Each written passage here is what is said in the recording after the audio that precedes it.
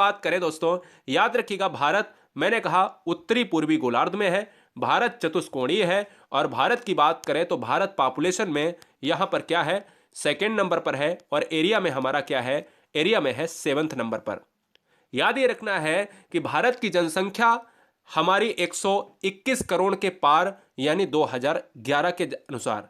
अब हम 2021 की बात करें तो 2021 में जनगणना होगी, तो हम ये कह सकते हैं कि 2021 हमारी जनगणना के लिए है और अगली जनगणना 10 साल बाद होगी 2031 में। तो एक फैक्ट आपको याद रखना है कि जनगणना कितने साल बाद होती है, 2011 में हुई तो 2021, 21 में हुई तो 31, 10 साल बाद होती है। क्लियर है? आगे हम बात करेंगे, नेक्स्ट पॉइंट पर बढ़ेंगे।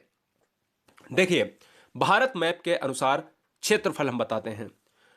कई बार एग्जाम में बहुत बार पूछा गया है ये फैक्ट। देखिए, ये फैक्ट एग्जाम में बहुत ट्रेंड करता है। अगर यह भारत है तो यह विश्व का कितना भाग कवर करता है? विश्व कितने परसेंट में है यार? 100% में है। और इसी 100% में इंडिया भी होगा। अगर इंडिया है तो यह बताओ कि इसका क्षेत्रफल एरिया कितना है? तो 3287,263, इतना याद कर लेना है, कोई लाख वाख करोड़ का झंझट नहीं। 3287,263 इतना दिमाग में रखना है, या 32.8 वर्ग किलोमीटर भी दे सकता है आपके ऑप्शन पे। आपको सबसे ज्यादा महत्वपूर्ण है कि विश्व का भारत जो क्षेत्र है वो कितना घेरे है, 2.4%। एग्जैक्ट वैल्यू क्या है? 2.42। अभी तक जितने एग्जाम हुए हैं ऑप्शंस में केवल 2.4% ही ऑप्शन में आया है, इसलिए इस वैल्यू को भी 2.4 ही माना जाता है। परेशान मत होना। भारत में विश्व की कुल जनसंख्या कितनी रहती है? अगर एरिया कवर करता है 2.4% का, तो यार पॉपुलेशन कवर करता है 17.5% का, क्योंकि एरिया में है 7वें नंबर पर और पॉपुलेशन में है दूसरे नंबर पर। तो पूरे विश्व में जितने लोग रहते हैं उसमें अकेले अकेले भारत में 17% लोग रहते हैं, यानी 17.5 लोग, 17.5%। ठीक है ना? यानी 100 में 17 लोग भारत के हैं। ठीक है, आगे अगर बात करें दोस्तों, यहां पर उत्तर से दक्षिण का विस्तार, भारत का उत्तर से दक्षिण का विस्तार बता देना चाहता हूं। ये नॉर्थ होता है, ये साउथ होता है, ये ईस्ट होता है, ये वेस्ट होता है। यानी कुल मिलाकर ये कह रहा है कि यह आपका हमारा पश्चिम है और यह हमारा पूर्व है, यह हमारा दक्षिण है, यह हमारा उत्तर है। तो उत्तर से दक्षिण का जो विस्तार है वो हमारा कितना है? 3214 किलोमीटर, यानी जम्मू कश्मीर से कन्याकुमारी तक। और हमारा 2933 किलोमीटर है पूर्व से पश्चिम की ओर। अगर क्वेश्चन में ये पूछा जाए, यहां पर गुजरात है और यहां अरुणाचल प्रदेश, इसकी लंबाई कितनी है? तो आप याद रखिएगा, पूर्व से पश्चिम की लंबाई है 2933 किलोमीटर। सारे फैक्ट मैप के साथ कवर करेंगे। ऐसे वीडियोस आपको यूट्यूब पर पहली बार वीडियो मिलेगी जो आप कह नहीं सकते कि हमारे लिए कुछ सर ने किया नहीं। राष्ट्र हित में पूरा पढ़ाता हूं, डेमो में नहीं देता हूं, याद रखिएगा। इसलिए एटीट्यूड अपने अंदर रखो, और वो भी सिलेक्शन वाला। भारत का सबसे पूर्वी बिंदु अगर पूछा जाता है तो मैप में ये रहा अरुणाचल प्रदेश। अरुणाचल प्रदेश की राजधानी क्या है? ईटानगर।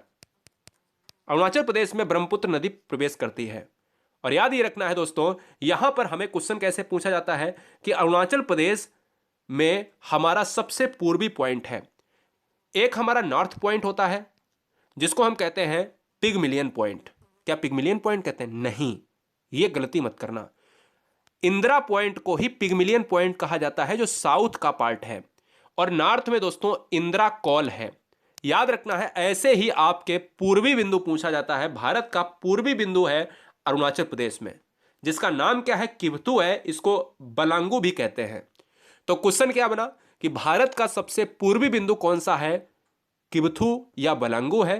किस राज्य में है, किस स्टेट में है? अरुणाचल प्रदेश में है। सबसे पश्चिमी बिंदु कौन सा है? तो सबसे पश्चिमी बिंदु का मतलब है कि यह पूर्व में था तो पश्चिम हमारा गुजरात में होगा, तो यानी गुजरात में है। तो यह क्लियर हो गया कि पश्चिमी बिंदु भारत के किस हिस्से में आता है? तो गुजरात में आता है। और कौन से जिले में? कच्छ जिले में आता है। नाम क्या है? नाम है गौरा मोता। जीएम लिख लीजिएगा, गौरा मोता। ठीक है, आगे बात करें। ऐसे ही मैंने अभी ऊपर आईसी लिखा था, याद आया, और नीचे आईपी लिखा था। मैंने कहा अगर उत्तरी बिंदु पूछा जाए तो वो है जम्मू कश्मीर में।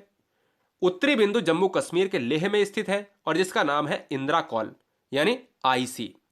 और अगर पूछा जाए कि सबसे ज्यादा दक्षिणी बिंदु कौन सा है, तो भारत का दक्षिणतम बिंदु है इंदिरा पॉइंट, जिसको कहा जाता है पिगमिलियन पॉइंट या फिर इंदिरा पॉइंट या पार्सन्स पॉइंट के नाम से जानते हैं।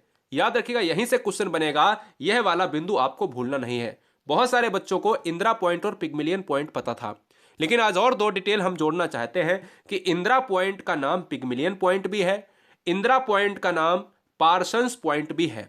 इंदिरा पॉइंट निकोबार द्वीप समूह में स्थित है, और निकोबार द्वीप समूह कहां पर है दोस्तों? ये रहा हमारा निकोबार द्वीप समूह, ये हमारा रहा यहां पर अरब सागर का लक्षद्वीप। क्लियर है? तो याद रखना है कि भारत की अगर स्थिति की बात करें तो भारत में यहां पर बे ऑफ बंगाल है और यहां पर अरब सागर है।